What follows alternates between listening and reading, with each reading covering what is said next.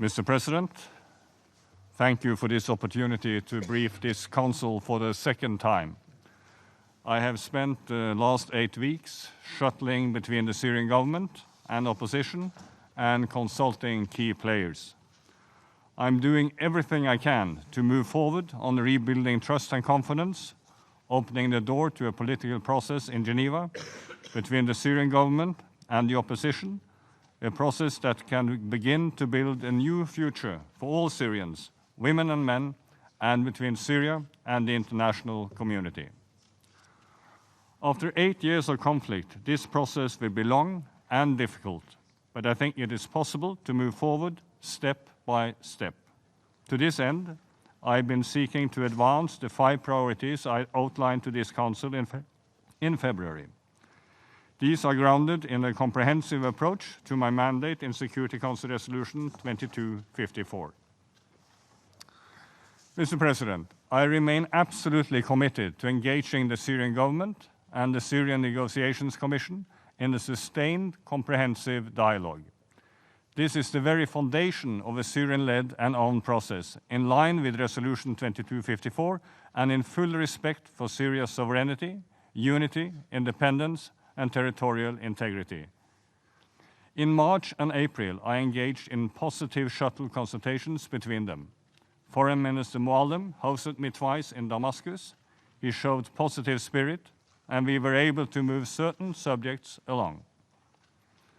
I also met twice with the Syrian Negotiations Commission's leadership in Riyadh and in Geneva. They too showed positive spirit, and this enabled us to advance the issues. In both sets of interactions, I stressed the importance of working on the full range of issues in Resolution 2254. I stressed the need to make a tangible difference to Syrians' lives. Both the government and the opposition remained open to discussing a broader range of issues. It is my hope that this regular engagement can continue to build trust and confidence. I hope it can evolve into a sustained dialogue towards building a safe, calm, and neutral environment and win the peace. This has also been my message to international stakeholders in recent weeks. But let me reiterate, action and tangible progress, not just dialogue, is needed. I need not remind you, the situation for Syrians remains dire. We have seen a very troubling surge of violence in recent weeks in and around the Idlib de-escalation zone, including causing civilian casualties and further displacement. I welcome the recommitment of the Astana players to fully implement the Idlib Memorandum, including through coordinated patrols. But more must be done. De-escalation must be cemented. Idlib is not the only part of Syria that remains heavily militarized or where Syrians continue to suffer. The situation in the northeast is calmer for now, but underlying dynamics remain unresolved. We have also received reports of growing tensions and violence in the southwest. Syria still contains many threats for renewed escalation or even threats to international peace and security. Let me recall that Resolution 2254 speaks of a nationwide ceasefire. Terrorist groups listed by this Council remain a major threat. Only last week, ISIL claimed attacks on Syrian government forces in the desert. Tahrir al-Sham still controls large swaths of territory. I stress, however, the Secretary-General's reminder that counter-terrorism operations cannot override the responsibilities to protect civilians. Even where violence has abated, the toll of suffering remains staggering. There is a desperate need to meet the humanitarian and protection needs of Syrians across the country. And suffering is not limited to refugees and displaced people. Millions of Syrians inside face a critical lack of commodities, including fuel, approaching crisis levels. Let me highlight the terrible situation for the 73,000 people in Al-Hol, 92% of which are women and children. Humanitarian needs and protection concerns remain acute. I remain deeply concerned about the situation in Rukban. We continue to pursue principled and durable solutions in coordination with all stakeholders. Most civilians who have recently left have been able to relocate from temporary shelters. Most residents of Rukban remain in the settlement and are indeed in dire need of assistance, including food and essential medicines. The deployment of a third humanitarian convoy to Rukban remains urgent in order to avoid further suffering of more people in the camp.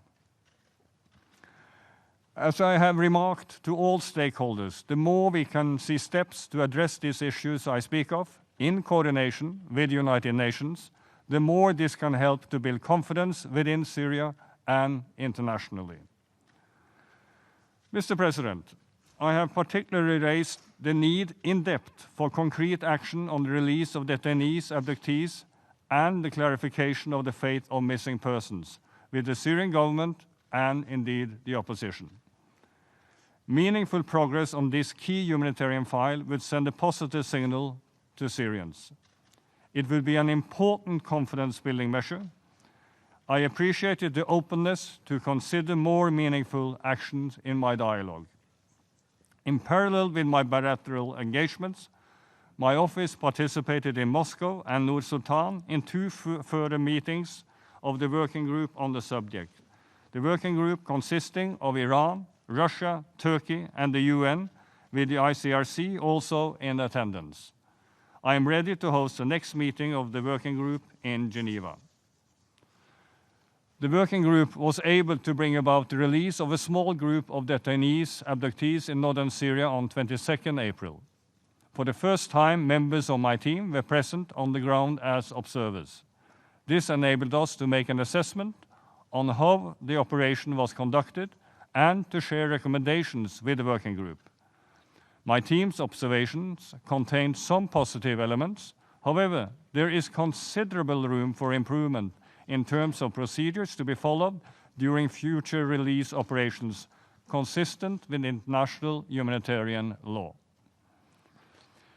Mr. President, we need to scale up and speed up the release of detainees, abductees, particularly vulnerable ones such as women, children, elderly, and sick. The Syrian government and opposition should ensure the detainees' abductees' protection prior to and following their release. They should move away from the one-for-one exchange framework. They should address this issue at scale. The fate of tens of thousands of persons who have gone missing since the beginning of the conflict must be clarified. My office, in close coordination with the ICRC, is elaborating procedures for compiling, consolidating, safeguarding, and exchanging information, as well as undertaking searches for missing persons. The scale of this issue is of unprecedented proportions. It obliges us to continue our collective attempt to make progress. It will require months, if not years, of meticulous and committed work. Mr. President, for any political solution to be durable, it must meet the aspirations of the Syrian people. I have made it a priority to engage a wide spectrum of Syrians in recent weeks. In calling for concrete action, I have in mind these many Syrian voices, from refugees in neighboring countries to people living in shelters in Homs. The terrible scale of Syrian suffering and the uncertain future of millions weighs heavily on me, as it should, of course, on all of us.